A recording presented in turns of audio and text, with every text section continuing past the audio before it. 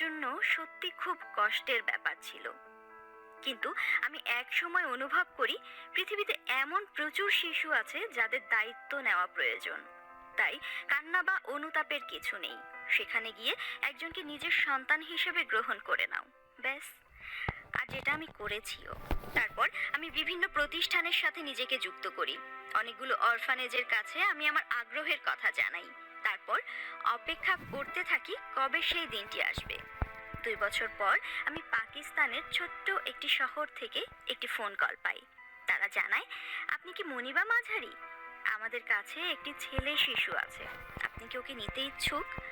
সেই মুহূর্তে আমি যেন সত্যিকারের প্রসব বেদনাটা অনুভব করেছিলাম। আমি সাথে সাথে ওদের বললাম, হ্যাঁ হ্যাঁ, আমি অবশ্যই ওকে নিতে চাই। আমি এক্ষুনি আসছি ওকে নেওয়ার জন্য। ওর বয়স ছিল তখন মাত্র 2 দিন।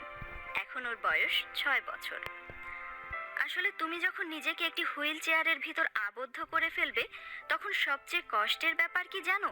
মানুষজন ভাবে যে ওরা অন্য মানুষের কাছে গ্রহণযোগ্য নয়। এর কারণ হচ্ছে আমরা এই পরিপূর্ণ পৃথিবীতে অসম্পূর্ণ মানুষ। তাই আমি আরো বেশি মানুষের মাঝে নিজেকে ছড়িয়ে দেওয়ার সিদ্ধান্ত নিলাম। আমি ছবি আঁকতে শুরু করলাম। আমি প্রচুর মডেলিং ক্যাম্পেইন করেছি। তারপর আমি পাকিস্তানের একটি ন্যাশনাল টিভিতে উপস্থাপক হিসেবে যোগ দেওয়ার সিদ্ধান্ত নেই। আমি পাকিস্তানের জাতিসংঘের নারী শুভেচ্ছা দূত ছিলাম। আর এখন আমি কথা বলি নারী ও শিশুদের অধিকার নিয়ে। 2015 সালে বিবিসি সেরা 100 জন নারীর মধ্যে আমাকে স্থান দেয়। 2016 সালে ফোর্বসের সেরা 30 জন নারীর তালিকায় আমার অবস্থান হয় 30তম। তাই তোমাদের অবস্থান যাই হোক না কেন, তুমি যদি নিজেকে নিজে গ্রহণ করতে পারো, সারা পৃথিবী তোমাকে স্বীকার করে নিতে বাধ্য হবে।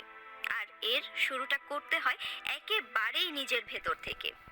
আমাদের জীবনে এমনই চমৎকার একটি ব্যাপার আছে, এভাবেই সব কিছুর সূচনা হয়।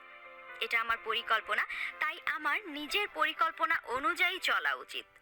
কিন্তু যদি আমাদের নিজেদের মতো করে কোনো কিছু না হয়, তখনই আমরা ছেড়ে দেই।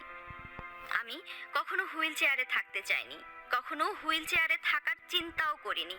জীবন হলো একটা পরীক্ষা, ও পরীক্ষার মাধ্যমে মূল্যায়নের জায়গা। আর পরীক্ষা কখনো সহজ হয় না। তাই জীবনকে যদি তুমি শুধু উদযাপন করতে চাও, জীবন তোমাকে সেই আয়োজন করে দেবে। তারপর তুমি সেই আয়োজনে একেবারে মিলেমিশে একাকার হয়ে গেলে। কিন্তু দিন শেষে তোমার ফলাফলের জন্য তুমি কোনোভাবেই জীবনকে দায়ী করতে পারবে না। কারণ তুমি স্বেচ্ছায় বেছে নিয়েছো তোমার উদ্দেশ্য। সতর্কতার জন্য যেমন এটাই যথেষ্ট, তেমনি ভাবে আফসোসের জন্য।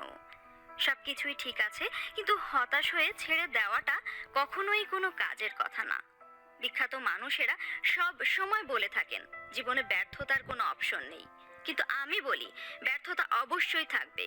কারণ যখন তুমি ব্যর্থ হবে, তখন তুমি পুনরায় উঠে দাঁড়াতে শিখবে। তুমি আবার পড়ে যাবে, আবার উঠে দাঁড়াবে। এই গতিই তোমাকে সামনের দিকে নিয়ে চলবে। প্রতিটি নিঃশ্বাসকে উপভোগ করো, জীবনকে উদযাপন করো, জীবন্ত থাকো। মৃত্যুর আগেই যেন মরে যেও না। সুখ থাকে কৃতজ্ঞতায়। তাই বলি, নমনীয় হও, বেঁচে থাকো, আর জীবনের প্রতিটি মুহূর্তকে অমর করে তোলো। এই আয়রন লেডির কথা শেয়ার করুন এবং পৃথিবীকে জানিয়ে দিন মানুষের ইচ্ছে শক্তিকে কোনো কিছুই দমন করতে পারে না। সেই সাথে কমেন্ট করে জানান এই আয়রন লেডির কোন বিষয়টি সবচেয়ে ভালো লেগেছে এবং আগামীতে কার ভিডিও দেখতে চান। আর 5 ফিঙ্গার্স মোটিভেশনের ফেসবুক